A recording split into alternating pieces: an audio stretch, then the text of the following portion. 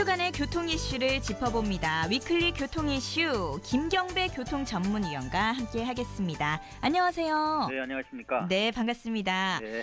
오늘은 어떤 소식 준비되어 있나요? 네, 봄철을 맞아서 교통사고 절반으로 줄이자는 국토부와 경찰청의 봄철 교통안전 특별주간과 또 깜빡이부터 켜는 이런 배려와 양보 운전으로 교통문화를 구축하는 운동을 선포했습니다. 그리고 네. 안행부가 발표한 4월에 빈번한 재난 안전사고들을 준비해봤습니다. 이 봄철 교통사고는 급증하는 차량 통행도 문제겠지만 또 그만큼 졸음운전이 많아지기 때문에 네. 이렇게 범정부 차원의 교통안전특별주간이 선포된 거 아닌가요? 그렇습니다.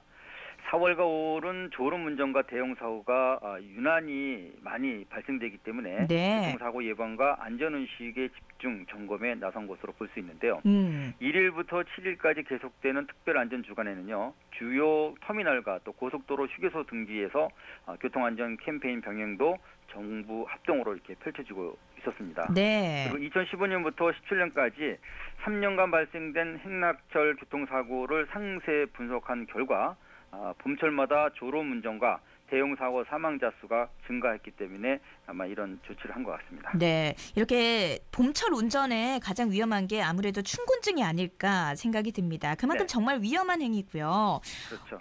그래서 7일 동안 전국에서 이 운전자들의 경각심을 불러일으킬 수 있는 특별 안전주간을 운영한 거네요. 맞습니다. 52명이 숨진 4월과 5월의 졸음운전 피해는 해마다 높은 비중을 차지하고 있습니다. 네. 특히 22명이 숨진 지난해 4월 고속도로 사고에서 13명의 목숨을 빼앗은 원인은 졸음과 전방주시 태만인데요. 시속 100km로 달리는 속도에서 졸거나 전방주시를 태만하게 되면 초당 28m 정도를 눈을 감은 것과 같은 상태에서 달리기 때문에 네. 4초 정도면 100m 이상을 훅 지나가게 됩니다. 그래서 대형 버스 활용이 많아지면서 사망자 수가 이제 3명 이상이나 되거나 또 부상자 20명 이상이 이런 사고가 날 때는 항상 그 대형 교통사고라고 이제 붙여주고 있는데요. 네. 이 기간이 지정되고 있는 이유이기도 합니다. 그리고 10월에 인명피해가 가장 많았습니다만 4월과 5월 졸음사고 희생 아까 말씀드린 52명의 대형사고 희생 30명을 집중시키면서 졸음사고는 3년간 283명을 숨지게 한 동시에 212명을 희생시킨 대형 교통사고 원인으로 이렇게 대두되고 말았습니다. 네, 그렇군요. 그리고 보행자 안전을 지키기 위해서 안전 속도를 낮추는 방안이 많이 언급됐다고 들었는데 어떤가요?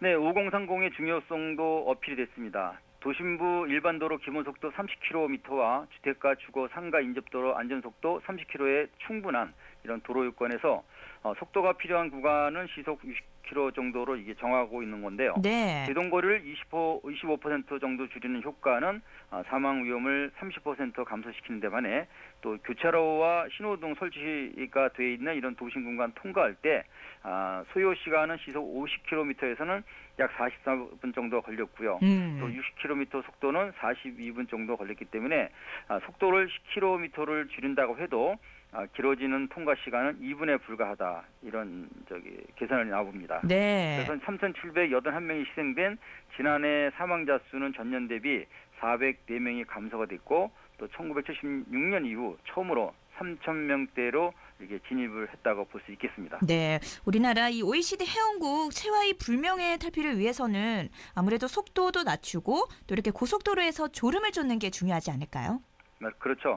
속도를 줄이면 인구 10만 명당 3.5명의 그 사망자를 줄일 수 있고요. 네. 또 졸음과 음주, 좌석기 착용은 탑승객을 보호해주는 유일한 방법일 수밖에 없습니다. 아울러 그 고속도로 졸음운전 사고 예방에서 운행 전 충분한 휴식과 전국 198곳의 휴게소와 또 218곳의 졸음 시트 이용은 기본이라고 할 수 있겠고요. 네. 그래서 음주운전보다 사망 비율을 7배나 높이지만 뾰족한 대책이 없는 것이 이제 고속도로의 이제 졸음운전인데요. 이게 30%의 발단 원인이 됐습니다. 네. 졸음은 신경과 감각이 마비된 상태이기 때문에 3.6%는 음주 사망 비율 대비 무려 7배나 높은 23.8%의 치사율을 보이고 있습니다.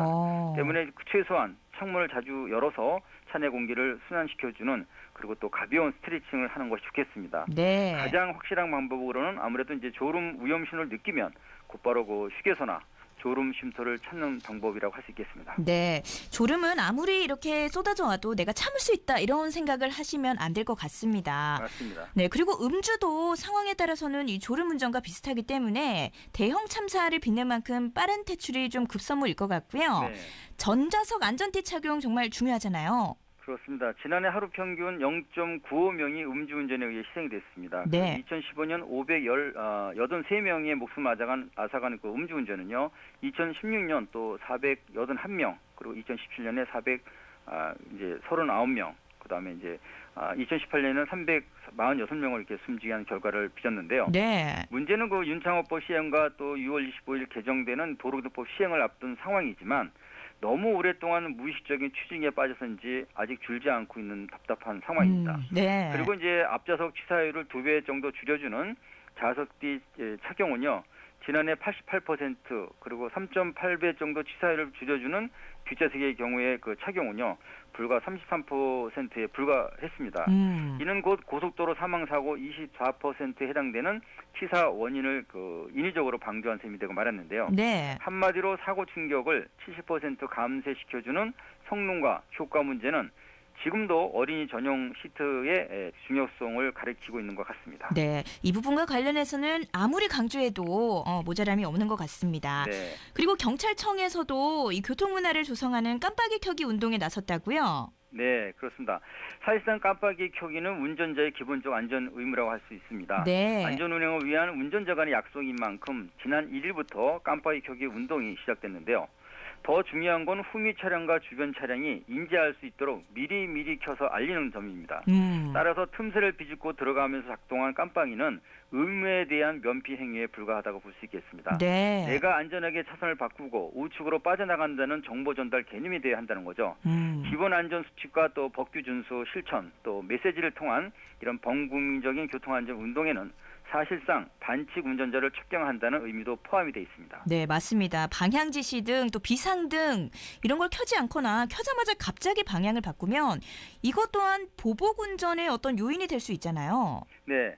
이런 얌체 같은 면피성 행위는요. 올바른 표시를 했을 때 양보받기보다는 오히려 방향 전환을 회병받는 이상한 풍토로 이렇게 점철되고 말았습니다. 네. 최근 3년간 그 공익신고된 도로교통법 제38조 제1항 깜빡이 미점등 신고 건수는요. 15만 8,762건에 달했습니다.